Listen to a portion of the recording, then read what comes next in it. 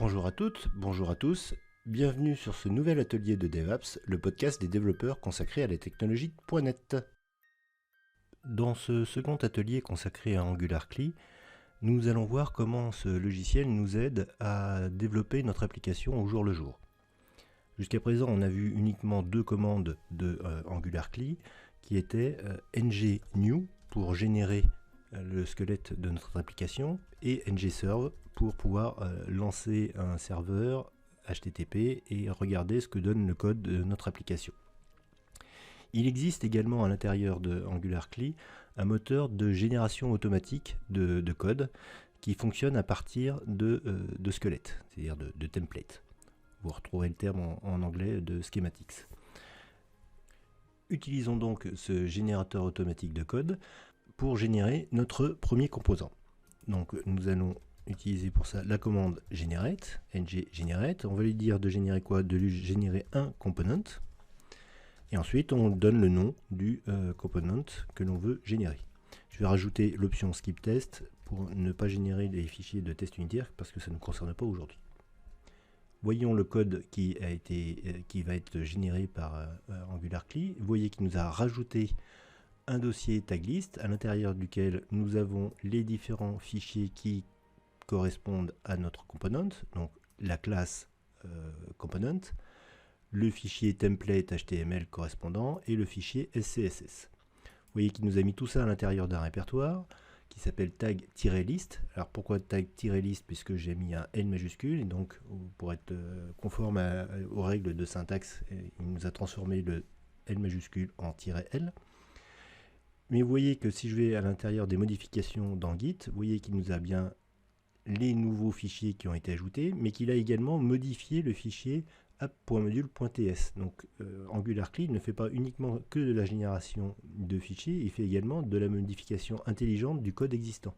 Donc si je regarde qu'est-ce qu'il nous a fait comme modification au sein du fichier app.module, vous voyez qu'il nous a rajouté la déclaration du component à l'intérieur de notre module et avec l'import qu'il faut bien pour que ça puisse fonctionner. Donc vous voyez que c'est quelque chose d'un petit peu plus complexe que de la simple génération de code.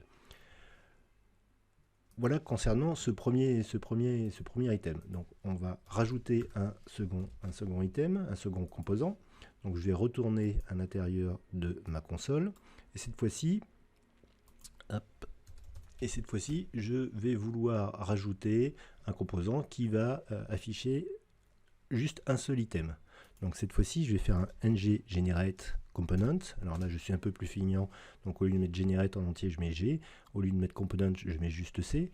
Et je veux que ce soit à l'intérieur de mon dossier taglist que ce component soit créé. Et qu'il n'y ait pas un sous-dossier pour éviter la complexité. Donc pour cela, je vais lui dire de générer à l'intérieur du dossier tag-list. Je vais lui demander de créer le composant tagitem. Et cette fois-ci, comme option, je vais lui demander, je vais mettre l'option flat, donc pour éviter de créer un sous-répertoire tagitem. Sinon, on aurait le répertoire app, à l'intérieur le répertoire taglist, et à l'intérieur du taglist, le répertoire tagitem. Pareil, je vais faire un skip test. Et donc, vous voyez que cette fois-ci, on a notre nouveau composant qui est à l'intérieur de ce dossier. Donc on a quelque chose qui est bien organisé et de la même façon, il nous l'a rajouté à l'intérieur du app module. Donc on a vu que Angular pouvait nous générer des components, il peut également nous générer des modules. Donc si on veut organiser notre code, et donc là ici je vais créer le module admin. Donc il va nous créer un sous-répertoire admin et à l'intérieur il va nous déclarer le module admin. Et je vais vouloir rajouter à l'intérieur de admin un nouveau composant qui va nous permettre de gérer la liste des utilisateurs. Donc on va dire ngGenerate component user list que l'on va mettre dans le répertoire admin et qui donc on va créer dans le répertoire admin / user list, toujours avec mon skip test, Et cette fois-ci, comme mon composant, je veux qu'il soit à l'intérieur du module, non pas du module racine, c'est-à-dire du module app module, mais je veux qu'il soit à l'intérieur du module app admin.module, je vais dire que son module, c'est égal à admin.module. Et cette fois-ci, donc il va bien à l'intérieur de admin me créer le répertoire correspondant à userList. Et vous voyez qu'il m'a modifié le app module dans lequel il a déclaré le userList. Je voudrais vous montrer une dernière chose à propos de Generate de AngularCli. C'est que les schematics ne sont pas limités uniquement aux schematics de Angular. Là, on a vu les schematics qui nous permettent de générer des classes, des modules, des components. Mais si vous ajoutez des librairies extérieures qui supportent les schematics, vous pouvez utiliser également des templates, des schematics qui viennent de ces composants extérieurs. Par exemple, là dans l'application, j'ai rajouté une référence à Angular Material. Cette librairie qui permet de développer une application de type matériel, comme le recommande Google. Avec Angular Material, vous avez des nouveaux schématiques que vous pouvez utiliser. Donc là, je vais vous montrer un petit peu toute cette puissance. Donc là, je vais faire de nouveau un generate et je vais demander à générer un schématique qui est dans le namespace de Angular Material. Donc je vais rajouter Angular Material.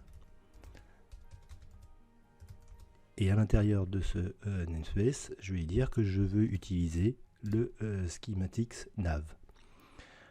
Et je vais demander de générer le composant home. Donc là, il va nous générer ce nouveau schematics. Vous voyez qu'il nous a créé un nouveau composant qui s'appelle home, avec ses fichiers CSS, HTML et .ts. Mais également, si on regarde dans GitHub, vous voyez qu'il a modifié le fichier app.module.ts. Il n'a pas uniquement rajouté une référence au composant home.component. Vous allez voir qu'il nous a rajouté beaucoup plus de choses. Il nous a rajouté donc cette référence à home component, mais il nous a également rajouté des références aux modules de Angular Material qui sont nécessaires au fonctionnement de ce module-là, avec les imports qui y correspondent. Si on regarde maintenant ce que ça va donner, donc j'ai juste une petite modification à faire, c'est au niveau du routing, donc pour pouvoir afficher ce nouveau component. Voilà. Je sauvegarde. Et donc si je regarde à l'intérieur de ma page, vous voyez que nous avons un superbe menu hamburger qui apparaît. Et si on regarde, si on change la résolution de mon écran, vous voyez que ce menu hamburger fonctionne très bien. Si on est en mode smartphone, vous voyez que vous avez un menu hamburger qui a été créé. Et ça, sans avoir rien à faire, si ce n'est d'utiliser le générateur d'AngularCli. Voilà, c'est tout pour aujourd'hui. Merci, au revoir.